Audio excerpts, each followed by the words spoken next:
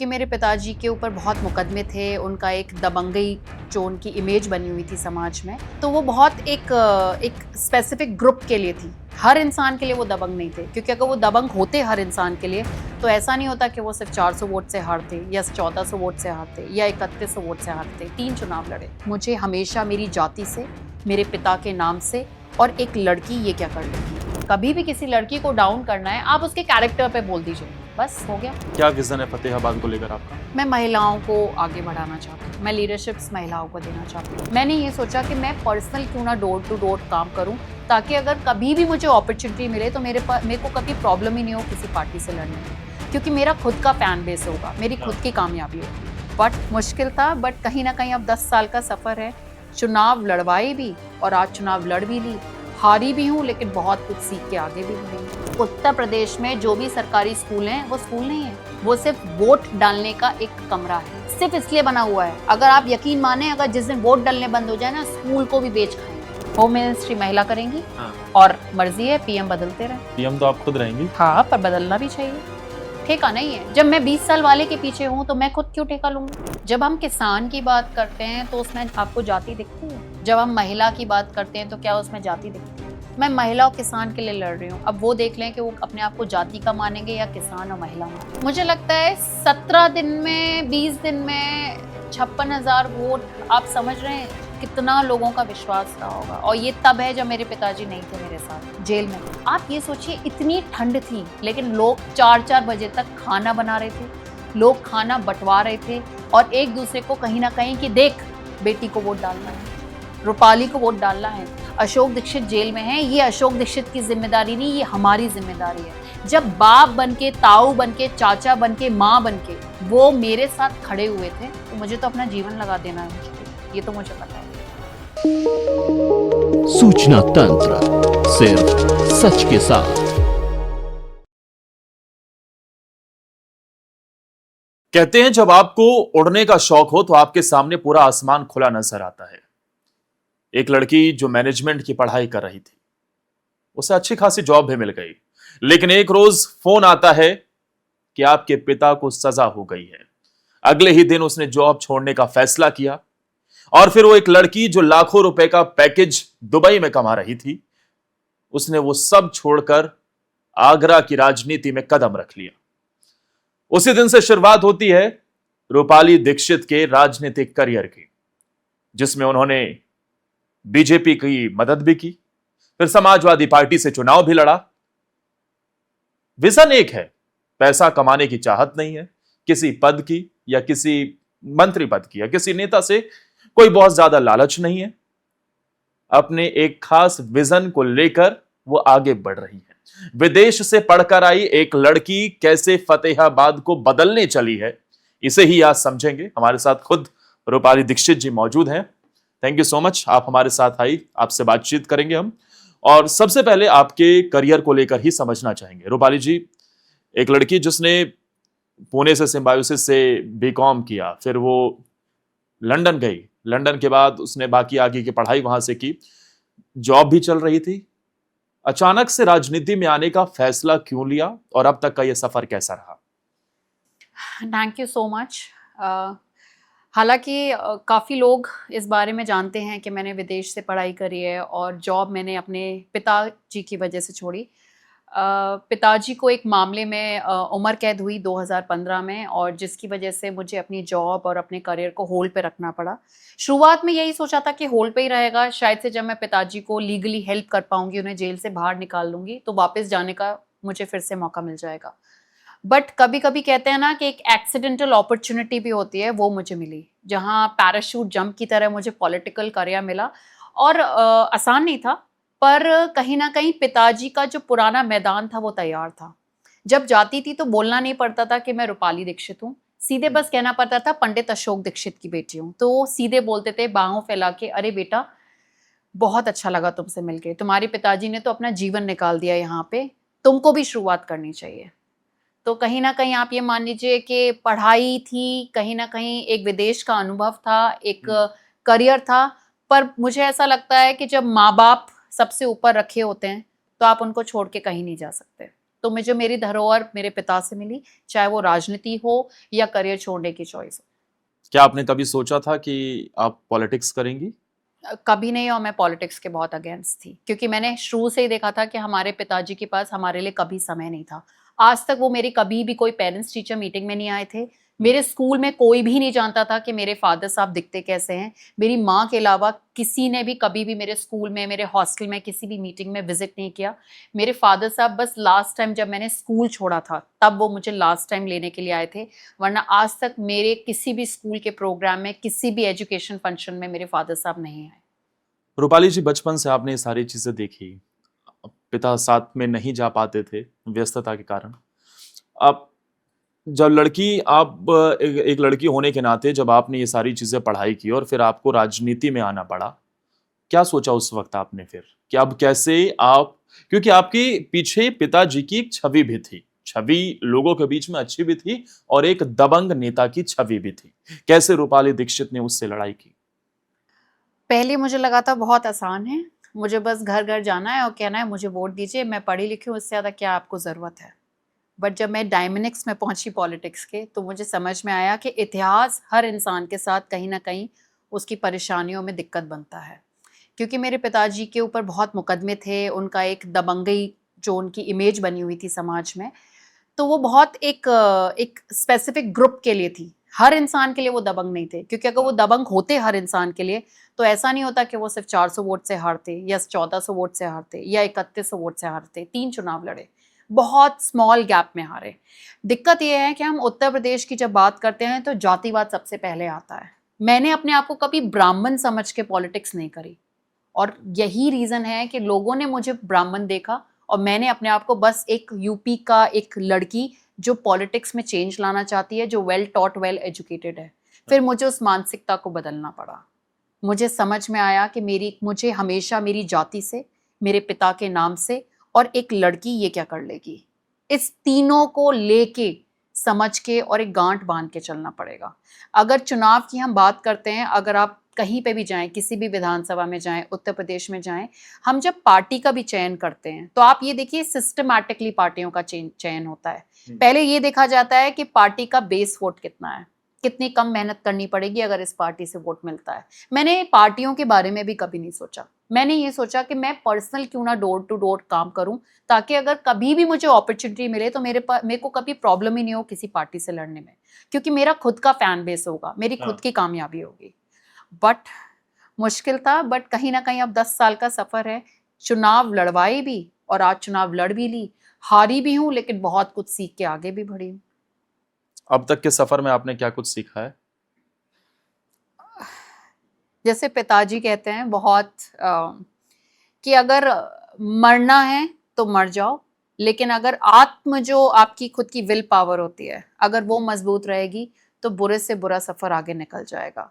जब मैं शुरुआत में आई थी तो रोती बहुत थी, कमरों में जाके कहीं ना कहीं, क्योंकि लोगों की बातें मुझे बहुत जल्दी चुभने लगी। फिर मैं 2017, 18, 19 तक पत्थर दिल हो चुकी थी, क्योंकि मैं इतनी बातें अपने बारे में, अपने परिवार के बारे में, मेरे पिता के बारे में, अधिकारियों के पास जब जाना होता था तो एक फुसफुसाहट होती थी कि देखो वो अशोक दीक्षित की लड़की बैठी है। जैसे पता नहीं मुझे मेरे पिता के नाम से जज किया जा रहा है या फिर मुझे मौका ही नहीं दिया जा रहा है अपनी बात रखने का। धीरे धीरे जब मुझे वो आदत पड़ी तब मैंने निर्णय लिया कि मुझे अब बहुत अपने आप को चेंज करना पड़ेगा यहाँ के तौर तरीकों के हिसाब से, और मैंने वो चेंजेस किए। और कहीं ना कहीं मुझे लगता है कि पिताजी के ज़माने की राजनीति में और आज के ज़माने की राजनीति में बहुत ज़मीन आसमान का फ़र्क है।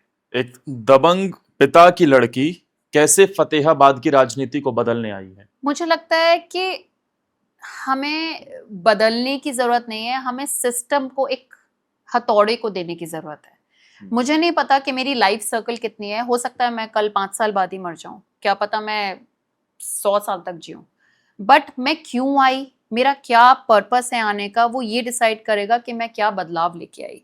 घर में अगर एक लड़की शादी भी करती है, अगर अपने गृहस्थी भी करती है, तो वो ये देखा जाता है कि वो परिवार को जोड़ कैसे सकती है, अपने आने वाली जनरेशन के लिए क्या बेहतर, क्या भविष्य दे सकती है। इसलिए आपने देखा होगा आज की ज़रूरत सबसे पहले ये है कि बेटी पढ़ी लिखी है, क्योंकि वो जानते हैं कि आने वाले समय में अगर माँ भी पढ़ी लिखी होगी तो कहीं ना कहीं भविष्य बच्चों का, नेक्स्ट जनरेशन का सही होगा। मैं उसी धरोहर के साथ अपनी विधानसभा में काम कर रही हूँ। मैं बेटी हूँ, मैं ये भी जानती हूँ मायका क्या होता है और मैं ये भी जानती हूँ ससुराल क्या होता है। मैं जानती हूँ कि मैं जितनी ससुराल में हूँ उतनी मायके में हूँ, मेरा जिम्मेदारी बराबर की है। मेरा शादी ना करने का फैसला ये बहुत बड़ा त्याग है जो हर इंसान नहीं समझ सकता। क्यों नहीं की शादी आपने? शादी अगर मैंने की तो मैं बट जाऊंगी, मैं बट जाऊंगी। अगर शादी करनी होती तो मैं पहले ही कर लेती, मैं अपने पिता की भी कोई मदद नहीं कर पाती। लेकिन जब मैं आई थी, मैं 30 साल की थी जब मैं आई थी विदेश छोड़ के, और वो टाइमिंग ऐसा था कि मुझे शादी कर लेनी चाहिए थी। बट मैंने डिसाइड किया अगर मैंने शादी की तो मैं अपने पिताजी को सिर्फ बातों में खो दूंगी, क्योंकि ना मैं मायके की हो पाऊंगी और ना मैं ससुराल की हो पाऊंगी। और मैं मायके को पहले चुनना चाहती थी। जब मैं एक जिम्मेदारी निभा रही हूँ तो उसे ही निभानी चाहती थी। और आज मैं 39 ईयर्स की हूँ, 40 साल की होने वाली हूँ। अपने आप को बहुत प्रॉपरली लेके चलती हूँ, कोशिश करती हूँ कि मेरे ऊपर ऐसी कोई बात ना आए जिसकी वजह से किसी को भी निराश होना पड़े। लेकिन जो आप दबंगई वाली इमेज कह रहे हैं ना, मुझे लगता है उसमें बहुत अलग ही एक डिफरेंस हो गया एक सोच में। आप ये देखिए आज के टाइम पे दबंगई होना कितना बड़ा फैसिनेशन चल रहा है सोशल मीडिया पे। एक छोटे से छोटे रेपिस्ट की भी अगर बेल होती है तो उसका स्वागत किया जा रहा है इस देश में। ये दबंगई है। या दबंगई वो है कि अगर कोई छोटे समाज के व्यक्ति को या किसी गरीब इंसान को, जो भयभीत इंसान है, उसके साथ कोई गलत काम हो रहा हो या कोई उसके साथ बदसलूकी हो रही हो, उसको बचाने की कोशिश की जाए तो वो दबंगई है। कौन सा दबंगई है? दबंगई की भी अपनी परिभाषा बदल चुकी है। आज एक मर्डरर भी जब जेल से निकलता है तो आप देखिए रोड शोज हो रहे हैं, मालाएं पहनाई जा रही हैं। तो सिस्टम भी, मेरे को लगता है समाज भी अपने हिसाब से दबंग डिसाइड करता है। मतलब कि आप कहना चाह रहे हैं कि सिस्टम ने आपके पिता को दबंग बना दिया, परिस्थितियों ने, ऐसे हालात। लेकिन आपने एक परिवार को संभालने के लिए दूसरे परिवार की जिम्मेदारी नहीं ली। लेकिन अब आपके सामने एक बड़ा परिवार है जो फतेहाबाद है, इसकी जिम्मेदारी आप कैसे संभालेंगी? मैं चाहती हूँ कि मेरा परिवार मुझे अपनाए, वो मुझे जाति में ना बांटे, वो मुझे पंडित अशोक दीक्षित की बेटी के रूप में देखे, पर वो मुझे अपनी बेटी भी माने। वो इस बात को समझे कि अगर वो किसी भी अपने बच्चे को पढ़ा लिखा बनाना चाहता है तो पढ़ा लिखा चुने भी। जरूरी नहीं है वो मैं हूं, मैं नहीं कह रही कि मैं हूं, पर पढ़ा लिखा चुने। आप पॉलिसीज बदलना चाहते हैं, आप सिस्टम को बदलना चाहते हैं, लेकिन आपको सिर्फ पार्टी नजर आए और इंसान का खुद का व्यक्तित्व नहीं दिखाई दे तो आप खुद अंधेरे में जा रहे हैं। आप कैसे चाह सकते हैं कि आपको बदलाव भी चाहिए लेकिन बदला हुआ व्यक्ति नहीं चाहिए जो बदलाव लाने की सबसे सद्बुद्धि रखता हो। उस बुद्धि का तो होना जरूरी है, उस सोच का भी तो होना जरूरी है।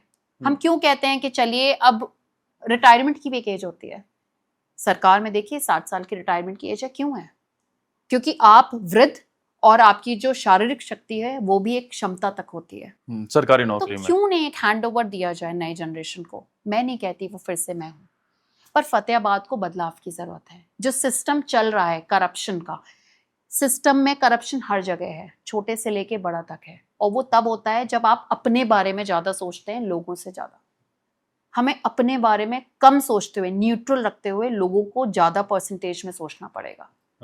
और वो चेंजेस लाने के लिए ऐसे व्यक्ति को जमीन पर उतरना पड़ेगा जो ये बात जानता है कि एक आधार कार्ड के फिंगरप्रिंट में अपना नंबर अटैच कराने के लिए भी उसे 120 रुपए देने पड़ रहे हैं, जिसमें से 75 रुपए सिर्फ आधार कार्ड की फीस है, लेकिन ऊपर का कमीशन जा रहा है।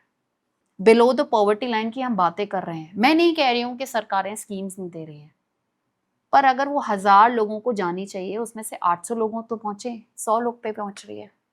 मैं वो व्यक्ति बनना चाहती हूँ, वो इंसान, वो मीडिएटर बनना चाहती हूँ कि मैं 1000 में से 800 को तो संतुष्ट करूँ।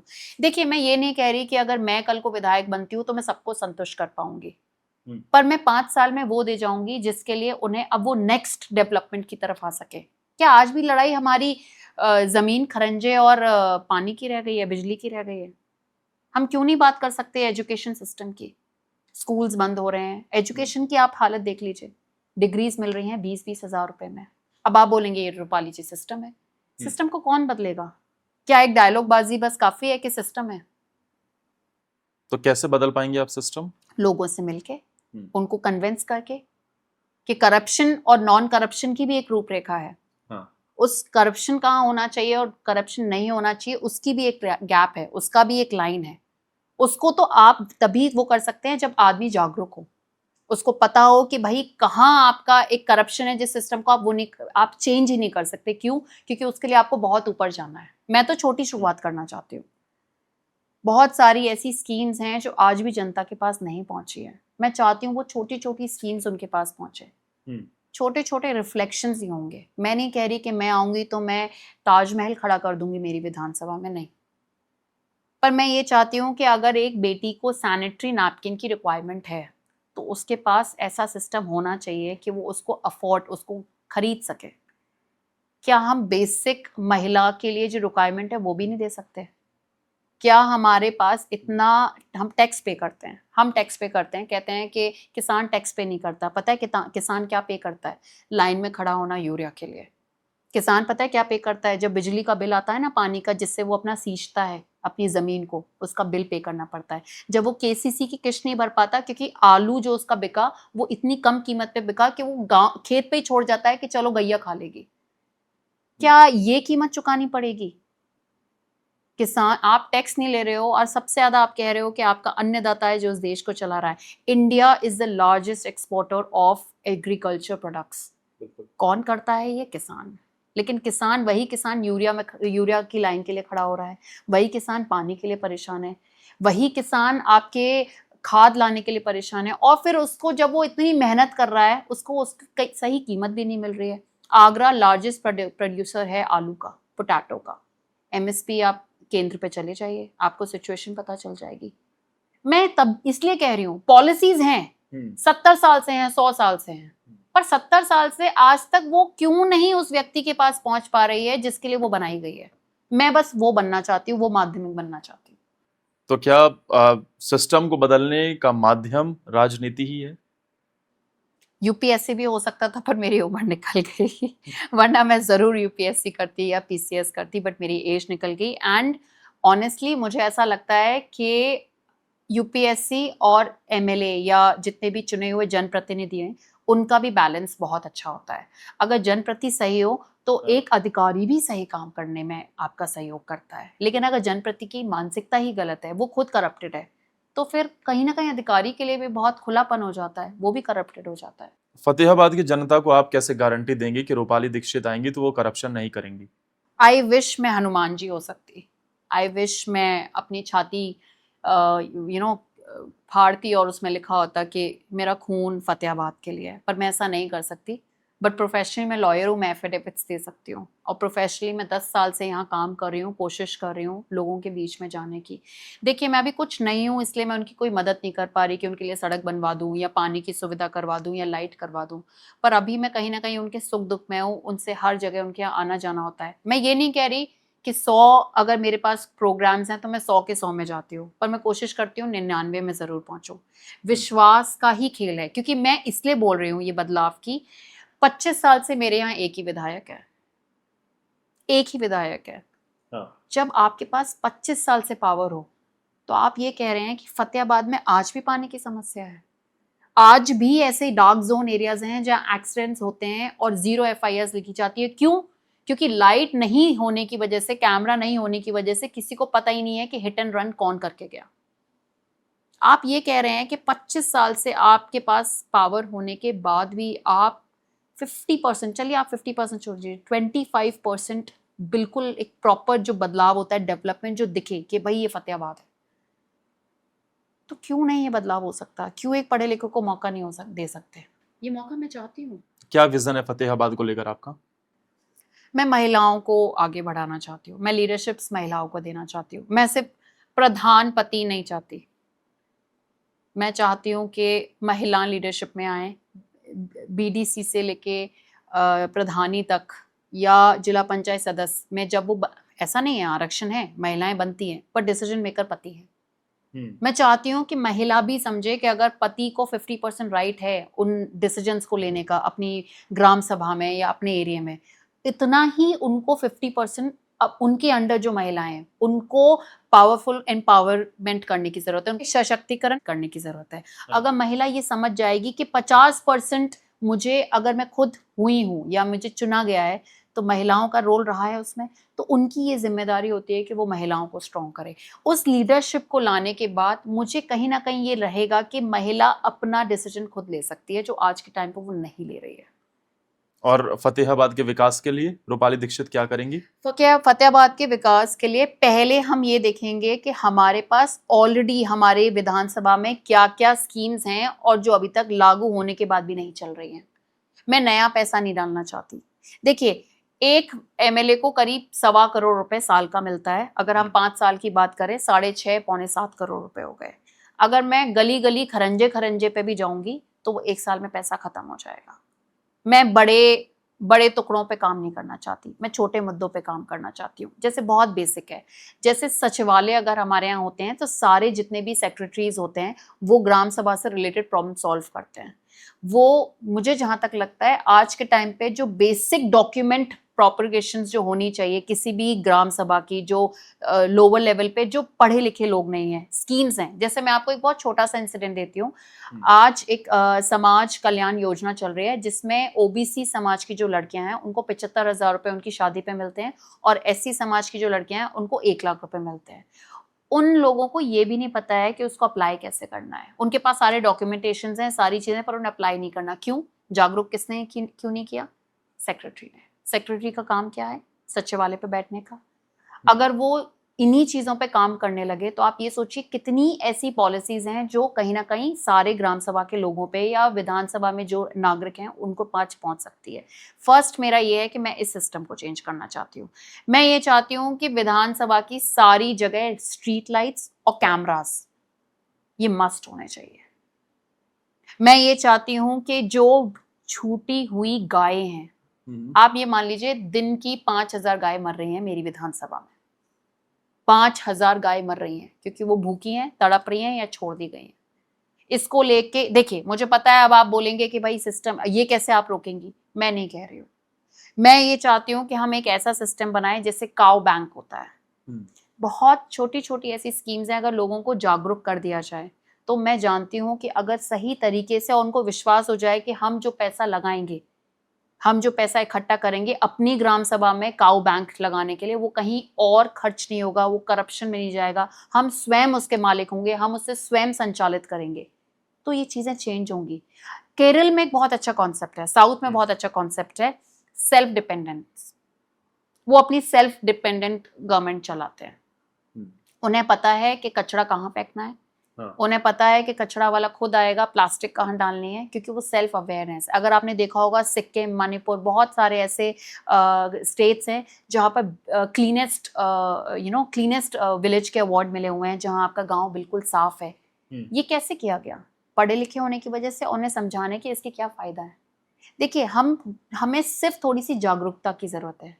अगर मैं खुद पढ़ी लिखी नहीं होंगी तो मैं सामने वाले को जागरूक नहीं कर पाऊंगी। और अगर मुझे उनको मैं बता दूंगी ये आपका हक है, ये आप, जैसे मैं लॉयर हूँ, बहुत सारे लोग मुझसे लीगल एडवाइस भी लेते हैं कि बहन जी क्या होना है, मेरे साथ ये मामला हो गया, मारपीट हो गई, FIR हो गई। मैं उनको बताती हूँ ऐसे होना था, और वो कहते हैं मुझे तो ये बात पता ही नहीं थी। आपको हर जगह से कवरेज करना पड़ेगी। मेरे पास सिर्फ एक हथियार नहीं है कि मैं सिर्फ पंडित अशोक दीक्षित की बेटी हूँ। I am a lawyer, I am a management student, and मैं सेल्फ कॉन्फिडेंट हूँ कि मैं मैनेजमेंट की अपनी पढ़ाई को लेके एक सिस्टम में लूप को चेंज कर सकती हूँ जो चल रहा है। करप्शन है, मैं जानती हूँ, पर वो 100% से 75 तो हो सकता है मेरे होने से। मैं ये कोशिश तो कर सकती हूँ कि वो 100 की जगह 75% हो जाए, कम हो जाए। 100% की तो गारंटी किसी की नहीं है। तो यही मेरा फ्यूचर प्लान है विधानसभा को लेके। छोटा है लेकिन मुमकिन है, बड़े बड़े ख्यालात मैं नहीं देना चाहती। विदेश से बढ़कर जब कोई लड़की आती है, आपने दुबई में जॉब की है, आपकी पढ़ाई लंदन में हुई है, जब वहां से कोई लड़की पढ़ के आती है और फतेहाबाद जैसे एक विधानसभा में वो काम करने के लिए उतरती है, तो लोगों के जहन में आएगा कि भैया फतेहाबाद को कैसे लंदन बना देंगे रूपाली जी। आप वहां पर आप वहां से जो चीजें लेकर आई हैं, जो सोच लेकर आई हैं, उसे फतेहाबाद में आप कैसे उतार सकती हैं? अब तक आपने वहां से क्या चीजें नोटिस की हैं? पहले तो मैं कोशिश करूंगी कि मेरे यहाँ 100% लिटरेसी रेट बढ़े। कैसे भी करके बच्चे स्कूल जाएं। स्कूल जाना शुरू करेंगे तो एक टाइम टेबल सेट होगा, माँ बाप को भी लगेगा कि पढ़ाई की स्थिति है। अगर मैंने स्कूलिंग्स को बहुत अच्छे से कंट्रोल में ले लिया, जैसे छोटे स्कूल्स हैं, प्राइमरी स्कूल्स हैं, प्राइमरी स्कूल्स में क्या हो रहा है, 5 बच्चे जा रहे हैं और टीचर्स 7-8 आ रहे हैं, स्ट्रेंथ ही नहीं है। क्यों नहीं है? क्योंकि वहां शौचालय नहीं है, पंखे नहीं है, बैठने के लिए सुविधा नहीं है, स्कूल यूनिफॉर्म को लेके पता ही नहीं है कि मिलेगी या नहीं मिलेगी, बुक्स फ्री मिलती हैं लेकिन बंटती नहीं है। मैं तो छोटी छोटी चीजों पे काम करने वाली हूँ। लेकिन अगर आप मेरा एक सिंगल फैक्ट बोलें कि one thing you want to change about Fatehabad, the one thing I want to change about Fatehabad is education system. मेरा काम ये रहेगा कि फतेहाबाद का हर बच्चा स्कूल जाए, वो किसी भी समाज का हो, कहीं का भी हो, हर स्कूल भरा हुआ हो। जरूरत ही ना पड़े कि वो आगरा जाए। अगर वो सुविधा उन्हें फतेहाबाद में मिल जा रही है अच्छे तरीके से, तो वो क्यों नहीं हो सकती? मुझे अगर अपनी एमएलए की निधि लगानी पड़ेगी तो मैं स्कूल्स में लगाऊंगी। मैं स्कूल्स को सही कर दूंगी इस तरीके से कि दिल्ली और फतेहाबाद में फर्क नहीं समझ में आएगा। दिल्ली में भी तो स्कूल्स हैं। फॉर्मूला कैसे यूज किया गया? नई बिल्डिंग्स नहीं खड़ी गई, जो पुरानी बिल्डिंग्स थी उन्हीं को रिकंस्ट्रक्ट कराया गया, उन्हीं को रीसेट किया गया, उसी में फैसिलिटीज दी गई। और स्कूल पता है क्या बन गए हैं? Vote booth. उत्तर प्रदेश में जो भी सरकारी स्कूल हैं वो स्कूल नहीं है, वो सिर्फ वोट डालने का एक कमरा है। सिर्फ इसलिए बना हुआ है। अगर आप यकीन माने, अगर जिस दिन वोट डालने बंद हो जाए ना, स्कूल को भी बेच खाएंगे। और मैं एजुकेशन सिस्टम में चेंज करूंगी क्योंकि वो मेरी स्पेशलिटी है। मैं जानती हूं कि एजुकेशन के लिए आप कैसे शुरुआत कर सकते हैं, क्या जरूरत। और मैं ये जानती हूं ऐसा कोई माँ बाप नहीं है, चाहे वो किसी भी जाति का हो, किसी भी समाज से हो, जो नहीं चाहेगा कि उसका बच्चा ना पढ़े। अगर उसे दिख जाएगा ना कि हाँ इस स्कूल में मेरा बच्चा सुरक्षित है, उसे मिड डे मील टाइम से मिल रही है, उसको पूरा पोषण वाला खाना मिल रहा है, उसे पता होगा कि वो टाइम से आएगा, टाइम से जाएगा और वो कहीं ना कहीं पढ़ा लिखा हो जाएगा। आप यकीन माने, मेरे को कुछ करने की जरूरत नहीं है, वो खुद बदलाव ले आएंगे, वो खुद सिस्टम को चेंज कर लेंगे। मैं जिंदगी भर का ठेका नहीं ले सकती किसी का, लेकिन अगर मैं 5 साल हूं तो 5 साल एजुकेशन सिस्टम को चेंज करके ये कर सकती हूँ कि मेरे सामने हर बच्चा स्कूल जाए। मुझे बसेस लगानी पड़ी, मैं बसेस लगाऊंगी, चाहे वो मेरे प्राइवेट खुद के खर्चे से हो, पर एजुकेशन सिस्टम मेरा ओनली वन प्रायोरिटी होगी। पढ़ने लगे ना बच्चे, अपने आप क्वेश्चन करेंगे, राइट चूज करेंगे, राइट तरीके से चलेंगे और उनको पता होगा कि उनको कौन प्रताड़ित कर रहा है और किससे क्या सवाल पूछना है, कौन दबंग है, कौन दबंग नहीं है। मैं उनको सोच दूंगी जो उनकी नहीं है अभी। वो बंधी हुई है उसी समाज में, उन्हीं पुरानी नीतियों में। और सोच कहां से आएगी? शिक्षा से। So my one only ultimate goal for Fatehabad Vidhan Sabha is every child, every kid needs to have education. This is my ultimate policy for my Vidhan Sabha. अब तक रूपाली जी, जो मैंने आपसे बातचीत की, एक बात तो मैं समझ पाया कि आप सियासत तो बाद में, लेकिन पहले आप जमीन बदलने आई हैं। आपको ग्राउंड लेवल पर उतरकर चीजों को बदलना है। लेकिन शायद यही तो कुछ खासियत रही होगी ना, जब अखिलेश यादव से आपकी सिर्फ 3 मिनट की मुलाकात और 3 मिनट में ही बड़े बड़े तुर्रम खां को साइड करके रूपाली दीक्षित के हाथ में उन्होंने टिकट थमा दिया। क्या कहानी थी वो? वेल, आपने बहुत पुरानी मेमोरी वापस मेरे दिमाग में लाई है, but very interesting, one of the best memory I had. तो हुआ ये था कि 19 जनवरी की ठंड, बिल्कुल बहुत तेज ठंड थी उस टाइम पे। कोविड जस्ट हुआ था तो 22 में बहुत ठंड थी, नया नया बिल्कुल माहौल बना हुआ था। हम लखनऊ के समाजवादी पार्टी कार्यालय में खड़े हुए थे और मैं अपने पिता से कह रही थी मेरी टिकट कट गई है, आपने मेरे साथ बहुत गलत किया, आपने मुझे राजनीति में उतारा और मुझे टिकट नहीं मिली। और मैं बहुत नाराज हो रही थी। और एकदम से हुआ ये कि मेरे पास आवाज आती है कि रूपाली दीक्षित कौन है, रूपाली दीक्षित को बुला रहे हैं। और मैंने एकदम से आवाज सुनी और मैं भागी गई। जैसी मैं गई और मैंने रूम एंटर किया, अखिलेश जी मेरा वेट कर रहे थे और एकदम से उन्होंने अपना मास्क हटाया और बोला तुम चाहती क्या हो? तो मैंने बोला कि मैं ये चाहती हूँ कि आपका जो भी फतेहाबाद विधानसभा में यस मैन है, आप उसको कॉल करिए कि मैं एक राइट कैंडिडेट हूँ या नहीं चुनाव लड़ने के लिए। दूसरा कि हाल ही में मेरे साथ कुछ एक ऐसी बात हुई है जहां हमारे जो अभी के वर्तमान विधायक हैं, उन्होंने मेरे पिता के बारे में कुछ गलत टिप्पणी करी थी, जैसे चोटी काटने वाली। उसको लेके मेरे अंदर बहुत आक्रोश है और मैं उसका बदला लेना चाहती हूँ। ये बात सही है, मैंने ऐसा बोला। और तीसरी बात ये कि मैं एक महिला हूँ, मैं पढ़ी लिखी हूँ, और मैं वो कर सकती हूँ जो आज तक किसी ने नहीं किया। ये 3 बातें मैंने बोली और मुझे ऐसा लगता है कि कभी-कभी कहते हैं ना वो शॉर्ट इंटरव्यू में बस आपको अपने इंटरव्यूअर को इम्प्रेस करना होता है on the right way, right words. वो बातें मैंने बोली और मेरे को लगता है विदिन 3 मिनट होते ही उन्होंने बोला जा, बी फॉर्म ले और चुनाव लड़। तो ये शॉर्ट मेमोरी है पर ये सब कुछ है काया। लोग कहते हैं कि अरे रूपाली को टिकट इसलिए नहीं मिली कि वो काबिलियत थी, उसकी किस्मत में लिखी थी। मुझे लगता है कि काबिलियत होती है तभी किस्मत चमकती है। तो दोनों का एक माहौल बना और ये नेशनल मीडिया ने पिकअप किया। काफ़ी इंटरव्यूज़ हुए, काफ़ी लोगों ने उसको कवर किया। बहुत उसकी वजह से मेरे लिए और इनसिक्योरिटीज़ हो गई, क्योंकि जब आप जितना लोग आपको जानते हैं, आपके चुनाव की तरफ ध्यान देते हैं, आपके अंदर उतनी ही नर्वसनेस होती है। आपको एक-एक आदमी देख रहा होता है।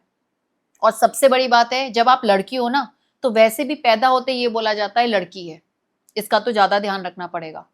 तो मेरे ऊपर और इसको लेके बहुत इनसिक्योरिटी हो गई मुझे कि मैं वैसे भी लड़की हूँ, अगर चुनाव हार गई तो पता नहीं ये मौका मुझे फिर से मिलेगा या नहीं मिलेगा। लड़कियों को मौके शुरू से कम मिले हैं, पर मैं ये बहुत भगवान का ग्रेस मानती हूँ कि मेरे फादर साहब ने मेरे भाई में कोई फर्क नहीं समझा। आप इसी बात को देख लीजिए, मेरे फादर साहब ने मुझे पॉलिटिक्स के लिए चुना और मेरा भाई बिजनेस करता है, और कभी इस चीज़ को नहीं समझा कि वो लड़का है उसे पॉलिटिक्स करनी चाहिए और मैं लड़की हूँ तो मुझे शादी या घर देखना चाहिए। तो जब उन्होंने कभी ये नहीं गैप लाने दिया, और ये गैप कहाँ से आया? पढ़ाई लिखाई, वो खुद इतने पढ़े लिखे नहीं हैं, लेकिन उन्होंने हमें पढ़ाया। क्यों? ताकि हम भी समाज में वो परिवर्तन ला सकें, हम भी उसी तरीके से आगे बढ़ सकें। तो यही एक वो जो एक छोटा सा मोमेंट है, वो मेरे लिए बहुत कुछ बन गया। 3 मिनट की उस मुलाकात, ना कोई खास तैयारी, ना कोई बहुत बड़ा बैकअप, लेकिन उसके बावजूद भी 20 साल से खड़े एक विधायक के सामने रूपाली दीक्षित ने 56,000 वोट हासिल कर लिए। अब आगे की क्या तैयारी है? मुझे लगता है 17 दिन में, 20 दिन में 56,000 वोट, आप समझ रहे हैं कितना लोगों का विश्वास रहा होगा। और ये तब है जब मेरे पिताजी नहीं थे मेरे साथ, जेल में थे। तो ये लड़ाई मेरी अकेले की थी। ठीक है, पिता का आशीर्वाद था, पर आप जानते हैं जब ग्रामीण में लड़ाई होती है तो एक आदमी का होना, एक घर का जो सबसे मुखिया होता है, उसके रहने का ज्यादा फर्क होता है। तो 17 से 20 दिन में जो मुझे वोट पड़ा, जो 56,000 वोट पड़ा, वो पूरे मेरी समाजवादी पार्टी जो थी, क्योंकि मेरे लिए तो नई थी ना, तो ग्राउंड लेवल का पे जो उनका वर्क था, उसकी मदद, लोगों का मेरे ऊपर विश्वास, और जो मैं 5 साल से कर रही थी मेरी विधानसभा में, तब उन्होंने दिया, ये जानते हुए भी कि बीजेपी का उस टाइम पे कितना असर है, तब भी उन्होंने विश्वास दिखाया। 56,000 वोट, मुझे तो उम्मीद भी नहीं थी कि 56,000 वोट मुझे पड़ेगा, आप यकीन माने। ठीक है, मैं मानती हूँ पिताजी के आने से थोड़ा ज्यादा पड़ जाता, लेकिन ये मेरा कमाया हुआ था, मेरे पार्टी का कमाया हुआ था, हमारी मेहनत का कमाया हुआ था, और कहीं ना कहीं विश्वास का था। और ये विश्वास अब ऐसा है कि मुझे पता है कि ये 56,000 लोग मेरे लिए खड़े हैं। एक धरोहर है कि मेरे लिए, ये बहुत, हो सकता है लोगों के लिए बहुत छोटी बात हो, लेकिन मेरे लिए तो बहुत बड़ी धरोहर है कि 17 दिन में 56,000 वोट पाना, वो भी जब आपका कोई बैकअप नहीं है, आपको यही नहीं पता कि आप किस मैनेजमेंट से किस तरीके से तैयारी करेंगे। इलेक्शन सुनने में और लड़ने में बहुत फर्क है। आपको हर प्रकार के व्यक्ति से डील करना पड़ता है, आपको यही नहीं पता वो आप सही जवाब दे रहे हैं या गलत दे रहे हैं। आप एक व्यक्ति के पास जा रहे हैं, जब तक दूसरे के पास पहुंचे, पता चला कि जो आपका विपक्ष है वो पहले ही उनके पास पहुंच गया। उन सबको मैनेज करना, उन सबको एक साथ रखना। आप ये सोचिए, इतनी ठंड थी, लेकिन लोग 4-4 बजे तक खाना बना रहे थे, लोग खाना बंटवा रहे थे, और एक दूसरे को कहीं ना कहीं कि देख बेटी को वोट डालना है, रूपाली को वोट डालना है, अशोक दीक्षित जेल में है, ये अशोक दीक्षित की जिम्मेदारी नहीं, ये हमारी जिम्मेदारी है। जब बाप बनके, ताऊ बनके, चाचा बनके, माँ बनके वो मेरे साथ खड़े हुए थे, तो मुझे तो अपना जीवन लगा देना है उनके लिए, ये तो मुझे पता ही है। 17 दिन में 56,000, और अब आपके पास कई महीनों का समय है। यहां से 56,000 वोट किस तरीके से आप तब्दील कर पाएंगी जब आप 25 साल की कुर्सी को हिला सकती हैं? मुझे लगता है इस बार परीक्षा मेरी नहीं है, परीक्षा जनता की है, फतेहाबाद की जनता की है। कभी कभी लोगों को मौके नहीं मिलते, एक्चुअली परीक्षा दोनों की है, आप ये मान लीजिए, लेकिन जनता की ज्यादा है। जनता अगर बदलाव चाहती है, वो चाहती है कि हमारे बच्चों का भविष्य बढ़िया हो, वो चाहती है कि फतेहाबाद एक ऐसे शहरी, भाई आगरा से जुड़ा हुआ है लगभग फतेहाबाद, 20 किलोमीटर है सिर्फ। अगर आप 20 किलोमीटर के गैप को देखें तो मुझे ऐसा लगता है कि अगर 5 साल कोई डट के मेहनत कर ले, डट के, तो फतेहाबाद और आगरा में फर्क नहीं समझ में आएगा। लेकिन शर्त यह है कि मुझे मेरी जितनी भी जनता है उनसे उतनी ही मदद चाहिए जितनी वो मुझसे मदद चाहते हैं। मुझे उनसे उतनी ही कहीं ना कहीं साथ में रहने की, खड़े होके मतलब निश्चित तरीके से, मतलब एक होता है ना कि रिजिड हो जाए वो, कि नहीं इस बार हमें बदलाव करना है, पढ़ाई का, शिक्षा का, डेवलपमेंट का। अगर वो मेरे साथ खड़े हो जाएंगे ना, मन बना लेंगे, अपने पुराने मतभेद भूल जाएंगे, अपनी जातिवाद को भूल जाएंगे, वो ये समझ लेंगे कि अब बस बहुत हुआ। इतिहास को बदलने के लिए आपको खुद कुछ दर्द लेने पड़ते हैं। मैं वो दर्द लेने के लिए तैयार हूं। अब ये जनता के ऊपर है कि वो मेरे साथ इस दर्द को कैसे निभाएगी। तो ये परीक्षा हम सबकी है, पूरी विधानसभा की है, पूरे फतेहाबाद की लड़ाई है, बदलाव की लड़ाई है। अब ये बदलाव वो कितना चाहते हैं, कब तक चाहते हैं, इसको ही वक्त बता पाएगा। मैं धरोहर पे मेहनत कर रही हूँ, जमीन पे मेहनत कर रही हूँ। कैसे मैं उनकी मानसिकता को बदल सकती हूँ, कैसे चेंज कर सकती हूँ, ये तो आगे वक्त बताएगा। पर मैं उन्हें 1 to 1 जाके कोशिश कर रही हूँ समझाने की कि आपको मेरे बारे में, अपनी विधानसभा के बारे में, अपने घर के बारे में, अपने परिवार के बारे में, अपने समाज के बारे में, जब आप इसको सोच लेंगे, दृढ़ निश्चय इससे पे बना लेंगे, तब हमें ये बदलाव आ पाएगा। तो अभी तक तो मेरी यही लड़ाई रही है। आगे तो जब पार्टी टिकट घोषित कर देगी तब शायद से माहौल कुछ और होगा। कैसे लड़ेंगी ये लड़ाई? सबको साथ में लेके, बड़ों से पूछ के, छोटों को साथ में लेके, छोटे छोटे जो बच्चे हैं उन्हें अपनी आवाज बना के, महिलाओं को समझा के कि तुम सिर्फ घर में रोटी बनाने के लिए नहीं हो, वोट डालने के लिए भी हो। उतना अधिकार तुम्हारा भी है जितना तुम्हारे घर का है। जब तुम घर में आगे वंश बढ़ाने के लिए बच्चा दे सकती हो, तो तुम्हारा ये अधिकार भी है कि तुम उस बच्चे के अपने भविष्य के लिए लड़ भी सकती हो। मैं उन्हें बताना चाहती हूँ कि ये लड़ाई सिर्फ उनके पति की नहीं है, उनके परिवार की नहीं है, ये लड़ाई उनके बच्चों के भविष्य की है। और अगर उन्होंने अभी से शुरुआत नहीं करी तो जितना पिछड़ा अभी फतेहाबाद है उससे भी अंधकार में चला जाएगा। यानी आप कह रही हैं कि 20 किलोमीटर का ये जो दायरा है, ये 20 साल का डिफरेंस क्रिएट कर रखा है इसने, और आप वो 20 साल के अंतर को मिटाना चाहती हैं, फतेहाबाद के बगल में, आगरा के बगल में फतेहाबाद लाकर खड़ा करना चाहती हैं। मैं बिल्कुल, मैं खड़ा कर दूंगी फतेहाबाद में। और मैं जब शुरुआत करूंगी यहाँ पर एजुकेशन सिस्टम से, उसके बाद जो जो डेवलपमेंट्स होने की जरूरत है, मेरी पूरी कोशिश होगी। देखिए, मैं आप आज गांव में चली जाइए, बहुत सारे गांव हैं हमारे यहाँ, तालाबों में मौतें हो रही हैं। जो तालाब पहले सिंचाई के लिए इस्तेमाल होते थे गांव की, वो तालाब अब गड्ढ बने हुए हैं। जितना भी गंदगी है सब उसमें जा रही है गांव में। मलेरिया होता है, वहां से बीमारियां फैलती हैं, एक आध मौतें होती है। हाल ही में एक हमारा थाने का पूरा गांव है, 7 साल की बच्ची वहां मर गई, और वो बस एक छोटी सी घटना बन गई। कुछ विधायक आए, कुछ नेता आए, अच्छा बहुत बुरा हुआ, ठीक है हम इसकी खुदाई करा देंगे, खत्म। क्या है 7 साल की बच्ची की क्या वैल्यू है? कुछ नहीं, आगे बढ़ो। क्या हमें बस आगे ही बढ़ना है? क्या ये मौतें हमारे लिए सबक नहीं बन सकती? और ये सिर्फ एक गांव की बात नहीं है। आप साल में मान लीजिए 10 ऐसे मामले हैं जहां गड्ढ जो हैं, खुले गड्ढ पूरी ग्राम सभाओं में, उसमें मौतें हो रही हैं। किसी की गाय मर रही है, किसी की भैंस मर रही है, किसी का जवान लड़का मर रहा है, कोई एक्सीडेंट में मर रहा है। बिजली के खंभों की लाइटों का इशू है, यही नहीं पता है कि उसकी प्रोसेसिंग कहाँ होनी चाहिए, गड्ढ से कितना दूर होना चाहिए, कोई करंट से मर रहा है। रोड एक्सीडेंट्स हो रहे हैं तो यही नहीं पता है कि रोड एक्सीडेंट्स का क्लेम करने के लिए 3 महीने लग रहे हैं। आदमी मर गया, वो बच्चों को छोड़ गया, अपने अनाथ हो गए उसके बच्चे, 4 महीने लग रहे हैं कि पैसा खाते में आएगा, इंश्योरेंस का पैसा मिलेगा, सरकार मुआवजा देगी। क्यों भाई? क्योंकि एक मौत ही थी। 150 करोड़ की आबादी है तो इसका मतलब एक जान की कोई कीमत नहीं है। ठीक है, भेड़ चाल है, भेड़ चाल समझ रखा है। मेरे लिए फतेहाबाद विधानसभा भेड़ चाल नहीं है। लोग हैं जिंदा,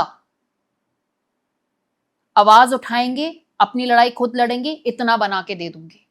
जिंदगी भर का तो मुझे ठेका भी नहीं चाहिए, किसी का नहीं है। मुझे खुद नहीं पता कल मैं जिंदा रहूंगी या मर जाऊंगी, पर इतना कर जाऊंगी कि खुद की लड़ाई खुद लड़ सकते हैं, आवाज उठाना जानते हैं। एक एफआईआर करने में उन्हें डर नहीं लगे कि बगल के प्रधान या किसी नेता जब तक मेरे साथ नहीं जाएगा तो पुलिस थाने वाला मेरा एफआईआर नहीं लिखेगा। ये हिम्मत कहां से आएगी? जागरूकता से और शिक्षा से, या उसके साथ एक ऐसा लीडर खड़ा हो जो उसको बोले जा, अगर मेरे भाई ने भी गलती करी है तो जा एफआईआर कर। ये कहां से आएगी ये सोच? आत्म जो एक विल कहते हैं ना, वो बच्चे में बचपन से डाली जाती है। माँ बाप को पता होता है कि उसके कौन सा बच्चा कमजोर है और कौन सा बहुत स्ट्रांग है, और वो उसी हिसाब से उसकी परवरिश करता है। मेरी विधानसभा में गरीब बच्चे हैं और कहीं ना कहीं अमीर भी हैं, लेकिन मेरे लिए वो सब बराबर है। मैं ये चाहती हूँ ये जो अमीर और गरीब का फासला है ये बीच में आ जाए, जो जिसकी जितनी मदद करता है।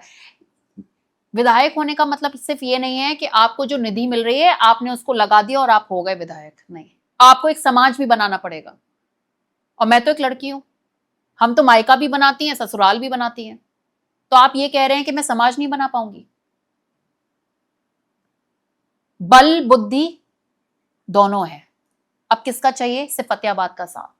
उनको जानना है, उनको समझना है कि ये बदलाव मैं कर सकती हूँ या नहीं, और ये रिस्क तो उन्हें लेना पड़ेगा।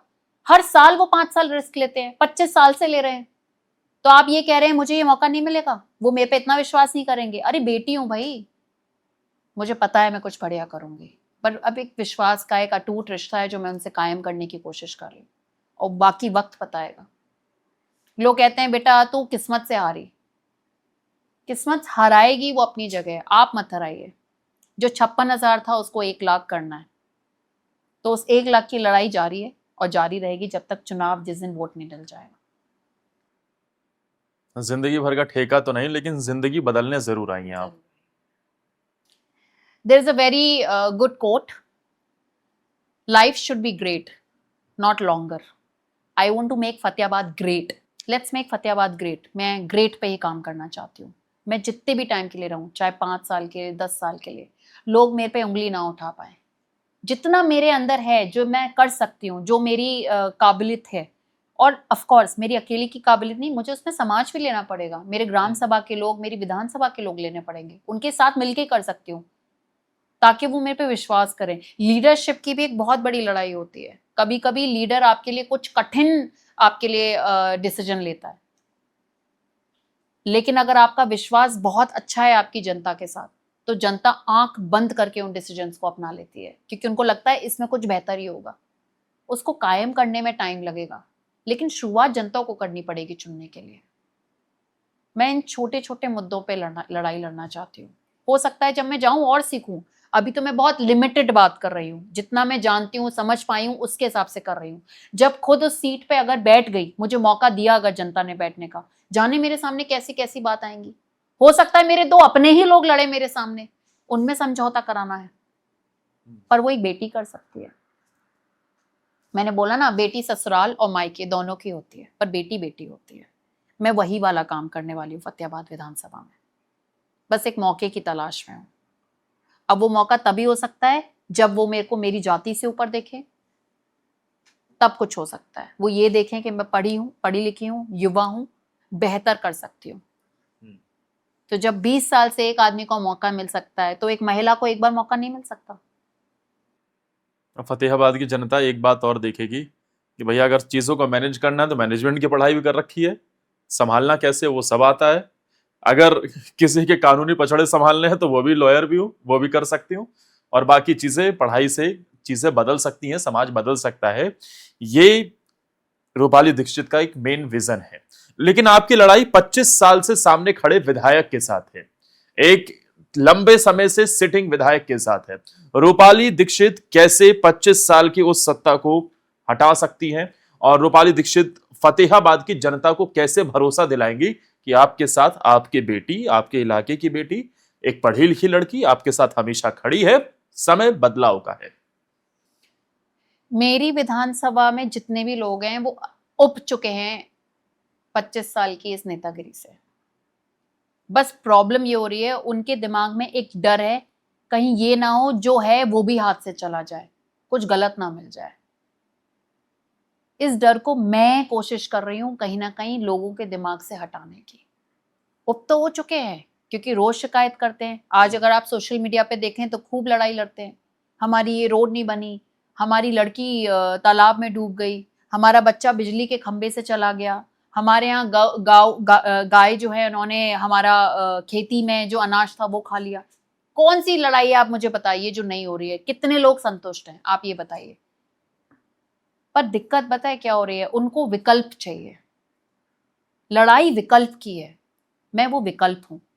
अब उन्हें चुनना है। जैसे एक बहुत छोटी सी बात है, हाल ही में बहुत सारे लोगों ने मुझसे बोला कि आप यूजीसी को लेके बहुत बड़ी लड़ाई रही। अरे आप जनरल कास्ट की हैं, आप तो यूजीसी के लिए चाहेंगी, आप हमारे लिए नहीं चाहेंगी। और मैंने बहुत साफ साफ लिखा, सबके लिए हो, समांतर हो। कोई भी गलत हो, वो किसी भी समाज का हो, उसके लिए गलत हो, अगर कोई सही हो तो सही हो। यूजीसी का कोई फैक्टर नहीं है। बट आप ये सोचिए, आप जिस यूजीसी की बात कर रहे हैं, आप खुद अपने बच्चे को पढ़ा नहीं रहे हैं और आप यूजीसी की बात कर रहे हैं। आप कॉन्सेप्ट ही नहीं जानते हैं। आप सरकार पे दुख पता है किस बात का है? हम लोग अब पार्टियों के लिए लड़ रहे हैं, हम देश के लिए नहीं लड़ रहे। हम अपनी विधानसभाओं के लिए नहीं लड़ रहे, हम अपनी ग्राम सभा के लिए नहीं लड़ रहे, हम अपने बगल की कॉलोनी के लिए नहीं लड़ रहे। हम जब खुद लड़ना शुरू कर देंगे ना, तो हम सही गलत में फर्क समझ लेंगे। हम फर्क नहीं समझ पा रहे हैं अभी। जैसा चल रहा है चलने दो, राशन मिल रहा है मिलने दो, फ्री का तो मिल रहा है, लेकिन राशन मिल रहा है तो आप ये भी तो सोचिए, जो व्यक्ति कल मेहनत करके राशन कमा रहा था, कम से कम दारू तो कम पी रहा था, अब तो जो पैसा वो कमा रहा है सीधे दारू पी रहा है। कितने घर चले गए सिर्फ दारू पीने की वजह से। जहां 3-3 किलोमीटर दूर दारू के ठेके होते थे, आज 1-1 किलोमीटर दूर है। और महिलाएं मुझसे सिर्फ ये कहती हैं, तुम कच्चू मत करना, तुम कोई सड़क मत बनवाना, तुम कोई खरंजा मत बनवाना, तुम कोई लाइट मत लगवा देना, बस ये दारू का ठेका बंद करा दो। अब उन्हें क्या बताऊं मैं, क्या बोलूं मैं उनसे? कितने घर बर्बाद हो गए दारू से। लेकिन वही है, कुछ नहीं कर सकते। जागरूक तो कर सकते हैं। बहुत सारे ऐसे लोग हैं जो नशा मुक्ति केंद्र में जा सकते हैं, उसको भी करवाना चाहिए। नहीं हो रहा है, क्यों नहीं हो रहा? हम 70 सालों में बेसिक राइट्स नहीं दे पाए हैं।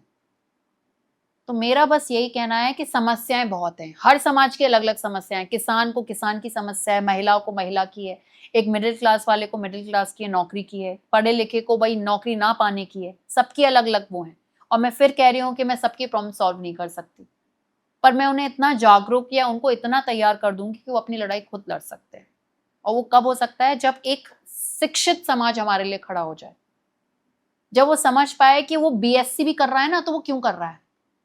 आज किसी भी बच्चे से पूछ लीजिए क्या कर रहा है, बीएससी, आगे क्या करना है, शादी। डिग्रीज इसलिए ली जा रही है क्योंकि शादी करनी है, डिग्रीज इसलिए नहीं ली जा रही क्योंकि आगे जॉब करनी है या पढ़ाई करना है। डिग्रीज एक कागज बन गया है 10,000 रुपए का। ये सिस्टम किसने तैयार किया? यह हमारे लिए आसान था कि 10,000 दे के काय को 3 साल बर्बाद कराएं बच्चे के, सीधे 10,000 दो और डिग्री मिल जाएगी। आप जब पढ़ेंगे नहीं, लिखेंगे नहीं, आपको पता ही नहीं है शिक्षा जो आप ले रहे हैं उससे आगे आपको जॉब्स लेने हैं। जॉब्स आप तभी ले पाएंगे जब आप उस डिग्री के अलावा उस शिक्षा में, उन किताबों में घुसे हुए हैं, उन किताबों में घुसे हुए हैं। जब आप किताबों में घुस जाएंगे, जब आप उस शिक्षा को समझेंगे, अपनी काबिलियत को समझेंगे। आप सिर्फ पेपर ले रहे हैं, काबिलियत नहीं ले रहे हैं। आपके पास काबिलियत होगी, आप मुझे बता दीजिए कौन है जो आपको जॉब नहीं देगा। पर अब आप थक गए हैं, आप परेशान हो गए नौकरियां ढूंढ के। एमबीए वाले सिक्योरिटी गार्ड का जॉब कर रहे हैं। इस देश की ये भविष्य है। जब मैं यूके में थी, मेरे को ऐसा लगता था मैं कौन सी जगह आ गई हूँ। तो मैं कुछ तो ऐसा ला सकती हूँ वहां से मेरी विधानसभा में, जिससे लोगों को लगे कि हाँ, किसी ने तो शुरुआत करी बदलाव की। आप अपने इलाके में रोजगार को लेकर भी काम करना चाहती हैं? बिल्कुल बिल्कुल, मैं चाहती हूँ कि अभी जैसे आलू के देख लीजिए, आलू हमारे यहाँ सबसे लार्जेस्ट प्रोडक्शन है आलू का। हम क्यों नहीं एक फैक्ट्री खोल सकते यहाँ पे? क्यों वो मथुरा में खुल रही है, क्यों वो आगरा में नहीं खुल सकती? पर उसके लिए मेहनत कौन करेगा? मैं अकेले तो नहीं कर सकती, ये कितनी बड़ी बात है। उसके लिए मुझे एक पूरी तैयारी करनी पड़ेगी, सिस्टम पे लोगों को लेना पड़ेगा, सारी चीजें करनी पड़ेंगी, तभी पॉसिबल है कि उन सबको समझाया जाए कि जो आलू को लेके आप लड़ाई लड़ रहे हैं, क्यों ना एक ऐसा प्रोजेक्ट सरकार से लिया जाए जिसमें किसान अपना आलू डायरेक्टली उन कंपनीज में बेच सके, उस फैक्ट्री में बेच सके। मुद्दे बहुत सारे हैं, रोज आएंगे। हो सकता है जो मैं बातें अभी कर रही हूँ, जो बात मैंने अपनी रखी है, उसमें से 50% ही, लेकिन कुछ एक्सपीरियंस से आएंगी, कुछ मेरी सीखी सिखाई है। वो आगे की जर्नी ही मुझे बताएगी कि मेरे सामने क्या क्या आगे प्रॉब्लम्स आएंगी। बट कुछ चीजों को लेके मैं बहुत क्लियर हूं। शिक्षा, महिला के लिए सशक्तिकरण और शिक्षा, ये 2 चीजें मेरा मेन फोकस है। डेवलपमेंट्स होंगे, पर वहां होंगे जहां 70 साल से सड़कें ही नहीं बनी। कितने ऐसे मंदिर हैं हमारी विधानसभा में जिनके पास लाखों के श्रद्धालु आते हैं, मेले लगते हैं, लेकिन सड़क ही नहीं है। पानी की सुविधा ही नहीं है। पता है कब लगती हैं? जब विधायक को वहां फीता काटना होता है, जब किसी जनप्रतिनिधि को वहां पे फीता काटना होता है, बस तब साफ सफाई हो जाती है। क्यों? इतनी मान्यता रखने वाली जगह है हमारा, भाई एक तरीके से तीर्थ है भाई हमारे फतेहाबाद विधानसभा के। क्यों इन तीर्थों को ढंग से डेवलप नहीं किया गया? क्यों चुनाव के टाइम पे याद आता है कि भाई इस वाले मंदिर में ये लगना है, उस वाले मंदिर में ये होना है? सिर्फ 5 साल बाद। इससे तो भगवान चुनाव हर दूसरे साल करा दे, कम से कम नेता पैसा तो लगाना शुरू करेगा। यानी तो जो बात मैं समझ पाया, आप शिक्षा पर काम करेंगी, महिला सशक्तिकरण पर काम करेंगी। रूपाली दीक्षित के हाथ में कमान मिली तो रोजगार के लिए कैसे आलू की फैक्ट्री वहां पर लगाई जाए, इस पर उनका विजन है। इसके अलावा सड़कें लगातार वहां पर अच्छी सड़कें रहें और जो ऐतिहासिक धरोहर हैं, जो मंदिर हैं, सारी चीजें हैं, उन सबको विकसित किया जा सके, उन सबको, उन तीर्थों को इस तरीके से बनाया जाए कि लोग वहां पर आसानी से श्रद्धालु आकर दर्शन कर सके, उन्हें परेशानियों का सामना ना करना पड़े। क्या ज्यादा चैलेंजिंग है आपके लिए, रूपाली अशोक दीक्षित होना या फिर रूपाली होना? रूपाली होना बहुत आसान है, बिकॉज अगर मैं रूपाली होती तो पॉलिटिक्स में नहीं होती। रूपाली अगर अभी होती तो शायद से विदेश में होती, कहीं अच्छा सा मैनेजमेंट का पैकेज उठा रही होती, शायद से यूएस डॉलर्स में कमा रही होती, और उसको फर्क नहीं पड़ता कि वो इंडिया में है या नहीं है। रूपाली अशोक दीक्षित होना बहुत बड़ा बर्डन है, रिस्पॉन्सिबिलिटी और बर्डन भी। अब आप बोलेंगे बर्डन क्यों? बर्डन इसलिए क्योंकि कहते हैं ना, पिता का जब नाम बहुत बड़ा हो तो या तो उससे बेहतर कमाना पड़ेगा या जो है उसी को बहुत अच्छे से मेंटेन करना पड़ेगा। तो मेरे ऊपर दोनों जिम्मेदारियां हैं। और दूसरी बात ये भी है कि पिता ने वो मेरे को धरोहर दी, मेरे भाई को ना देके मुझे दी, तो जिम्मेदारी और बढ़ जाती है। और फिर आप ऐसी विधानसभा, ऐसे लोग, विश्वास का खेल है सारा। नेता बनना विश्वास होता है। आप किसी को अपने आप उनको कन्विंस कर रहे हैं कि आप हमें अपना वोट दीजिए, वो वोट नहीं होता, वो वोट नहीं होता, वो उनका विश्वास होता है जो वो आपको देते हैं कि 5 साल आप हमारा ध्यान रखेंगे। वो वोट नहीं होता कि वो धूप में खड़े होकर लाइन में कि हम वोट देने जा रहे हैं, नहीं, वो उनका विश्वास होता है अगले 5 सालों के लिए। अब आप सोच रहे हैं कितने विश्वास टूटेंगे अगर मैं अपनी बात पे नहीं उतर पाऊंगी, शक्ल कैसे दिखाऊंगी मैं उन्हें? तो आप सोचिए कितना बड़ा बर्डन है, कितनी बड़ी जिम्मेदारी है रूपाली अशोक दीक्षित होना, बेटी होना, दीक्षित जी की बेटी होना, समाज की बेटी होना, सबको साथ में लेके चलना। कितने दाग धब्बे लगते हैं, लोग कैरेक्टर पे उंगली उठाते हैं। लड़की है, आपको पता ही है, आप जब भी एक पॉलिटिक्स में, आप रिसेंटली एक पॉलिटिशियन ने कमेंट किया कि 90% जितनी भी महिला नेता हैं वो नेताओं के कमरे में रह के तब किसी पद पे पहुंच पाती हैं। ये पॉलिटिक्स 21st सेंचुरी का डिस्कशन है महिलाओं को लेके। आपको लगता है ये दाग धब्बे मेरे ऊपर नहीं लगते? मैं इन बारे में नहीं सुनती। चुनाव में देख लीजिए, मेरे पोस्टर्स बनाए गए नेताओं की गोद में बैठाते हुए। अच्छा जी। और फेसबुक, व्हाट्सएप जो ग्रुप हैं उनके स्टेटस लगाए गए उसके। किस पार्टी की हरकत थी? पब्लिक हर तरीके की है, पब्लिक हर तरीके की है, विपक्ष है। और मुझे ये भी पता था किसने किया, पर मैंने कभी भी उनको कोई कॉल नहीं किया, कभी उनसे कुछ नहीं बोला, क्योंकि मैं एक लड़की हूं, टारगेट करने के लिए कैरेक्टर ही बचा है। और बचा क्या है? कभी भी किसी लड़की को डाउन करना है, आप उसके कैरेक्टर पे बोल दीजिए, बस हो गया। तो मैंने डीलिंग हर चीज से किया। मैंने बताया ना, मैं पत्थर दिल हो चुकी हूँ। अब मुझे फर्क नहीं पड़ता, क्योंकि अगर मैंने थोड़ा सा भी इन चीजों को दिल पे लेना शुरू किया तो मेरा जो, क्या कहते हैं, मछली की आंख, अर्जुन की तरह, मैं डाइवर्जन नहीं चाहती। मैं वो अर्जुन बन के मछली की आंख पे फोकस रखना चाहती हूँ, जो विधानसभा फतेहाबाद है। अब बस कृष्ण की तलाश है। कृष्ण मेरे पिताजी है आज के टाइम पे, क्योंकि उस टाइम पे मेरे पास मेरे कृष्ण नहीं थे। आज मेरे पास मेरे कृष्ण है, मेरे गुरु हैं, वो मेरे पिताजी हैं। तो कृष्ण जी हैं ही, अर्जुन में बनी गई हूँ, और फतेहाबाद की जो जनता है वो मेरी मछली की आंख है, जिसमें मैं फोकस करके आगे कोशिश करूंगी इस लड़ाई को फतेह करूं, जीतूं।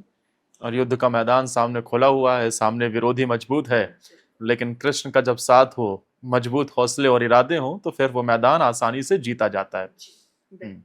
हाँ, लेकिन इन सब चीजों के अलावा जो बात बड़ी समझ आई कि आप के सामने कास्ट बैरियर भी है, उसे कैसे तोड़ पाएंगी? क्योंकि उत्तर प्रदेश की सियासत में या फिर देश की ही सियासत में भारत के अधिकांश हिस्सों में आज भी ऐसा है कि जहां जाति किसी भी नेता का भविष्य तय करती है।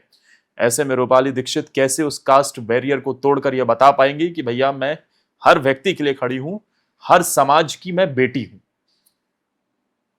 जब हम किसान की बात करते हैं तो उसमें आपको जाति दिखती है? जब हम महिला की बात करते हैं तो क्या उसमें जाति दिखती है? मैं महिला और किसान के लिए लड़ रही हूँ। अब वो देख लें कि वो अपने आप को जाति का मानेंगे या किसान और महिला मानेंगे। मैंने परिभाषा ही बदल दी है। मैं किसी जाति की बात ही नहीं कर रही हूँ। जब मैं किसान की बात कर रही हूँ तो उसमें हर प्रकार का किसान है, वो किसी भी जाति का हो, वो खुद अपनी जाति को समझे। मेरे लिए तो किसान की लड़ाई है। जब मैं महिला की बात कर रही हूँ तो वो मेरे लिए महिला है, मुझे नहीं फर्क पड़ता कि वो किस समाज से है। जब मैं उस जाति को भूल गई हूं, जब मैं उनके लिए काम कर रही हूं, तो मैं उनसे कभी नहीं पूछ रही कि तुम किस समाज की हो। जब उन्हें वो बात दिख रहा है कि इन्होंने मेरी जाति को छोड़ के, भूल के मेरे साथ ही हाथ मिलाया है। जैसे मैं आपको अपने चुनाव का एक एग्जाम्पल देती हूँ। धिमश्री में एक वाल्मीकि बस्ती है। वाल्मीकि समाज में जब मैं गई तो मेरे सामने एक महिला आई और मैंने उसको गले लगा लिया। और गले लगा के आसपास की और महिलाएं, पहले वो झिझक रही थी हाथ लगाने से भी कि हाथ लगाने देंगी या नहीं लगाने देंगी। मैंने सबको गले लगा लिया। मुझे सबके वोट पड़े, क्योंकि उनके लिए यही बहुत बड़ी बात थी कि वाल्मीकि समाज को छुआ गया है, गले लगाया गया है ब्राह्मण समाज की महिला ने। आज के इस दौर में भी, आज के इस दौर में अभी भी उनके लिए इतना बड़ा टाबू है। ये टाबू मैंने खत्म कर दिया। वो महिला कहीं किसी भी समाज की हो, किसी भी पद की हो, किसी भी छोटे पद से हो या गरीब हो, मुझे फर्क नहीं पड़ता, वो मेरे लिए महिला है। जैसे महीने में 5 दिन मेंस्ट्रुएशंस मुझे होते हैं ना और पीड़ा होती है, उनको भी होती है। उनको जो दर्द है वो मेरे को दर्द है, इसलिए मैं समझ सकती हूँ, मैं कनेक्ट कर सकती हूँ। हम फिजिकल पेन भी लेती हैं, हम मेंटल पेन भी लेती हैं, और हमारा ये स्ट्रेंथ होता है क्योंकि बचपन से भगवान ने हमें वो स्ट्रेंथ दी है लड़ने की। मेरे लिए वो सिर्फ एक महिला है, मेरे लिए वो किसी समाज की महिला नहीं है। जब मैंने अपना ही परिभाषा बदल दी जाति की, वो बोलते रहे, इल्जाम लगाते रहे मेरे ऊपर जाति की। ये बात मैं जरूर मानती हूँ कि मुझे लेट समझ में आया, पर समझ आ गया है। वो चाहते हैं कि जातिवाद मेरे ऊपर लगे ताकि उनको भटकाया जा सके। मैं जातिवाद को ही खत्म कर दूंगी। जब मैं लड़ाई महिला की करूंगी तो आप कौन सी जाति की बात करेंगे? जब महिला खुद अपने पतियों का काम कराएगी ना, जब मैं खुद कह दूंगी कि भाई अगर अपना काम कराना है ना, अपनी वाइफ को लेके आना, अपनी पत्नी को लेके आना, धर्म पत्नी को लेके, वो आएगी तभी तुम्हारा कोई काम होगा। आप सोचिए क्या गर्व होगा कि विधायक जी हमारी हैं, चलो तुम्हारा काम करवा देती हूँ। मैं ये सशक्तिकरण देना चाहती हूँ। आखिर में एक सवाल आपसे मैं जानना चाहता हूं, आपका अल्टीमेट गोल क्या है? सत्ता, बदलाव या फिर अपनी अलग पहचान? बदलाव, और एक ऐसे लीडरशिप को तैयार करना कि कल को जब मैं छोड़ूं तो वो तैयार हो, नॉन करप्टेड हो और समाज के लिए करे। जिंदगी भर का ठेका नहीं चाहिए। 10 साल काफी है बदलाव लाने के लिए। 10 साल में आप फतेहाबाद को बदल देंगे? बिल्कुल बिल्कुल। और इसकी शुरुआत 2027 चुनाव से हो जाएगी? 2027 के चुनाव से होगी, और सबसे पहले एजुकेशन सिस्टम से होगी। और मैं खुद अपने सामने लीडरशिप तैयार करूंगी। मेरी ये खुद की जिम्मेदारी होगी कि मैं बेस लेवल पे लीडरशिप तैयार करूं, ताकि सारी जिम्मेदारी सिर्फ मेरी ना हो कि एक विधायक की रही। मैं अच्छे प्रधानों को तैयार कर पाऊंगी, मैं शिक्षित प्रधानों के लिए मदद करूंगी, मैं उनको जागरूक करूंगी कि पढ़े लिखे को आप चुने। मैं छोटे चुनावों में लोगों को बोलूंगी कि ऐसे व्यक्ति को चुने जो पढ़े लिखे भी हों और आपके लिए काम कर सके। मैं ये नहीं चाहती कि सारा बर्डन सिर्फ मेरे लिए आए।